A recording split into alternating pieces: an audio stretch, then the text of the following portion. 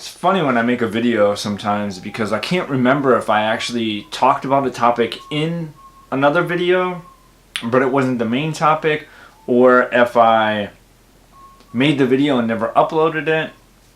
I don't know.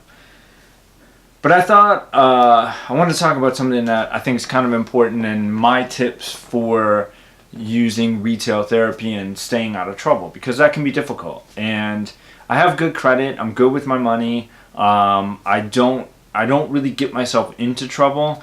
At least never, more than very, very, very little bit. But man, retail therapy just feels good sometimes. Sometimes you just want to, you're like, fuck, like, I just really want to buy some, I want to spend some money.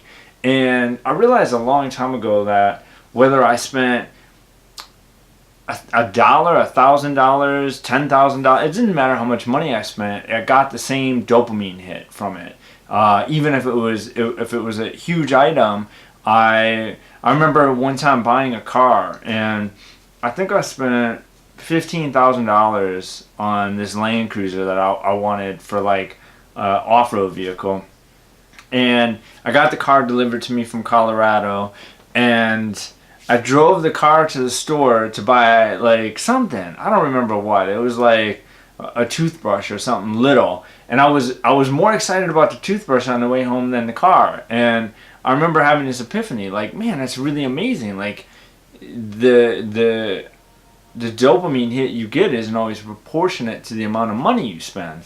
So with that in mind, I've gone about things in a little bit different way. So first off, there's a website called Vipon.com, and I have a naughty Santa video.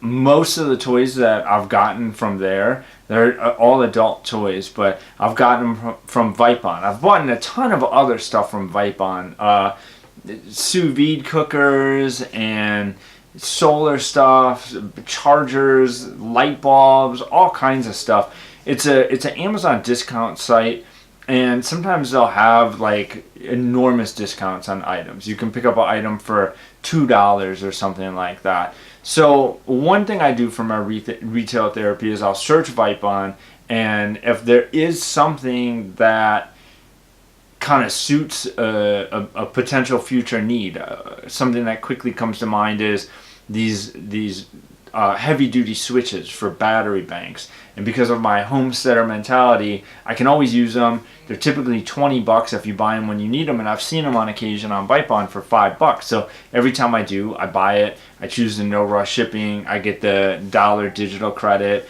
and I kind of get that little bit of a hit. And another thing that I quite frequently do is there's this mail agreement, so you can get stuff. Essentially, if a country gets something to another country's border, that country will then take over delivery. So you can get items on eBay dirt cheap. I mean, absolutely ridiculously cheap. Like certain little switches would be a really good example. Magnetic switches, reed switches, resistors, capacitors, connectors for like wire connectors. Let's see what else.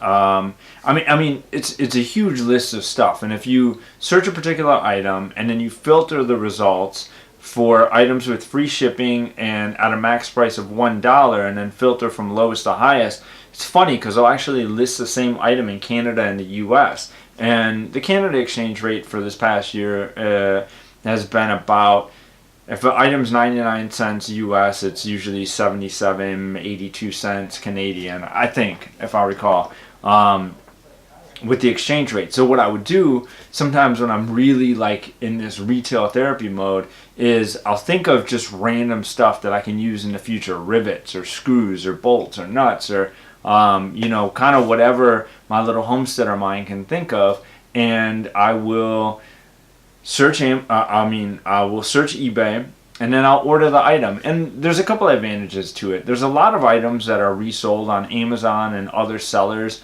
even local like retailers, big box stores or whatever.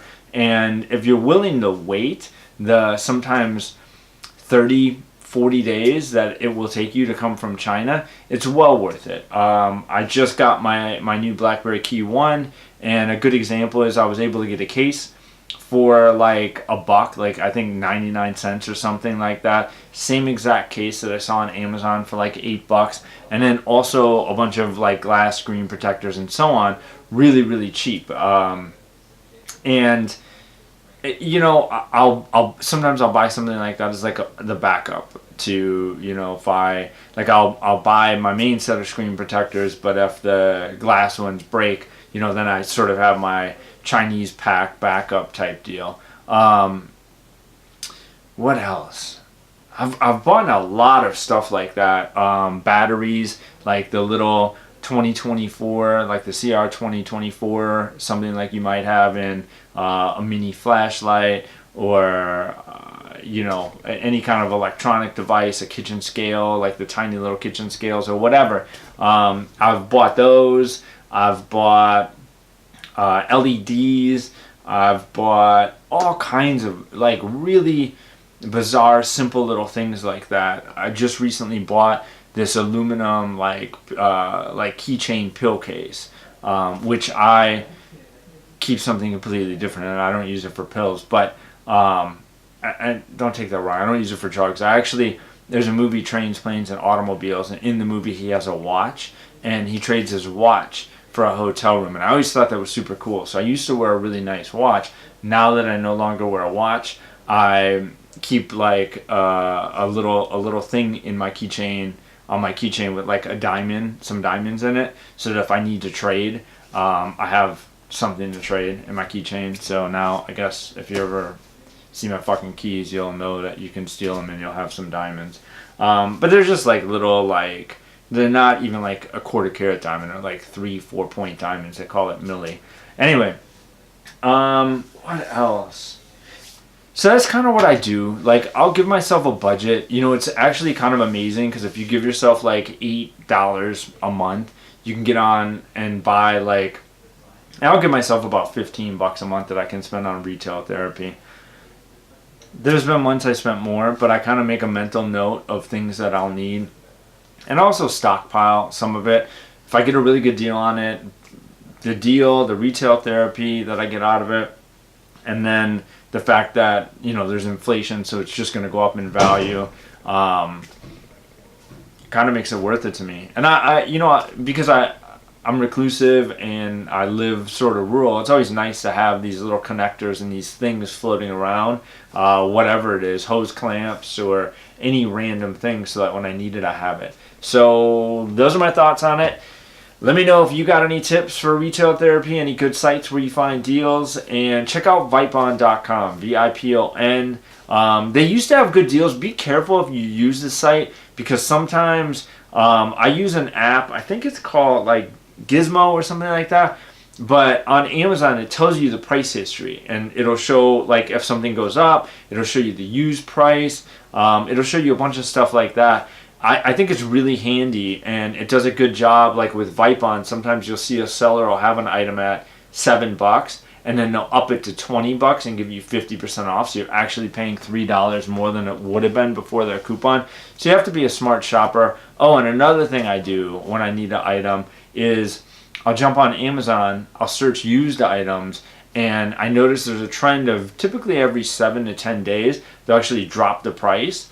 If you get that price tracking app that I was talking about, it's actually a browser add-on. But if you get that, you'll kind of see the trend, and I'll wait for something to drop. Like if it's at a little bit of a high price and I don't really need it, I'll wait until it gets to a price point that I'm comfortable with, and then I'll buy it. And if it sells, it sells, whatever. But I found some really good deals on Amazon's warehouse deals as well. So, all right, love to hear your tips, and peace out.